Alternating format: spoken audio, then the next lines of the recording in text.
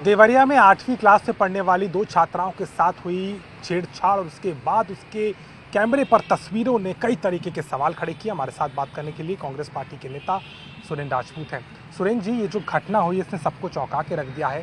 बेटियां पढ़ने जाती हैं, सड़क पर छेड़छाड़ होती है, उसके बाद घसीट के खेत में ले जाया जाता है, प्रयास होता है अत्याचार का। आपको लगता है क्या लगातार जिस तरीके की महिला उत्पीड़न की घटनाएं बढ़ रही हैं, हालांकि सरकार दावा कर रही है एक्शन का, लेकिन कितना एक्शन नजर आता है?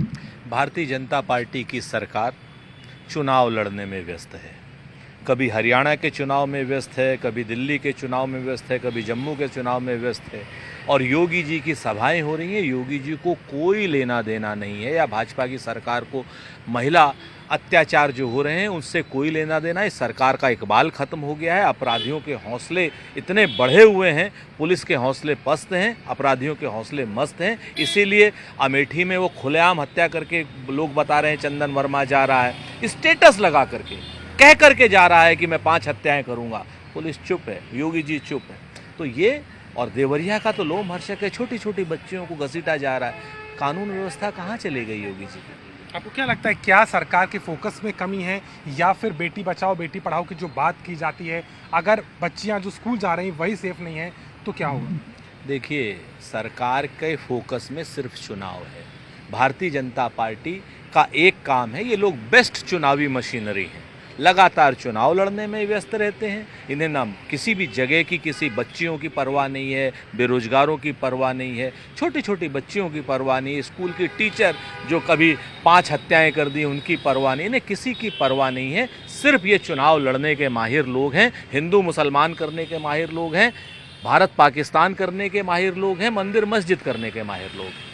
उत्तर प्रदेश में गोचर भूमि पर अवैध कब्जों पर कार्रवाई सरकार कर रही है। 65,000 हेक्टेयर से ज़्यादा ऐसी भूमियों पर एक्शन हो रहा है। आपको लगता है कि क्या बुलडोजर का एक्शन यहाँ भी होगा और सरकार जिस संजीदगी के साथ दावा कर रही है, क्योंकि कई अवैध कब्जे पाए गए हैं? देखिए, अवैध कब्जों पर कार्रवाई होनी चाहिए और अवैध कब्जों पर कार्रवाई पूरी तरीके से कानून सम्मत होनी चाहिए, अदालत सम्मत होनी चाहिए।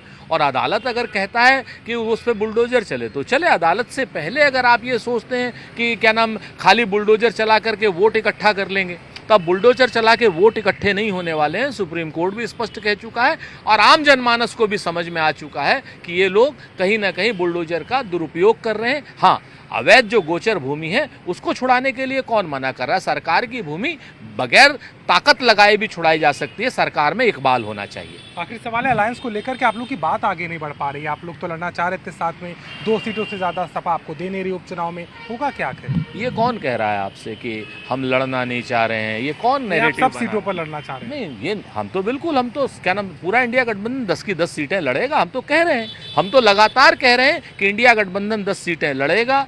सिंबल किसका होगा ये हमारा हाईकमान और समाजवादी पार्टी का हाईकमान तय करेगा। हमें बहुत स्पष्ट है कि हमारे हाईकमान ने हमसे बहुत स्पष्ट कह रखा है कि चुनाव इंडिया गठबंधन लड़ेगा, 10 की 10 सीटों पर लड़ेगा और 10 की 10 सीटों पर भाजपा को हराएगा। चलिए, कहीं ना कहीं इस समय उत्तर प्रदेश में महिला सुरक्षा को लेकर के मुद्दा गर्माता नजर आता है। देवरिया की घटना ने कड़े सवाल खड़े किए हैं, जिसको लेकर के भी राजनीतिक उथल पुथल नजर आ रही है। लखनऊ से कैमरामैन संजय के साथ अभिषेक मिश्रा, आज तक।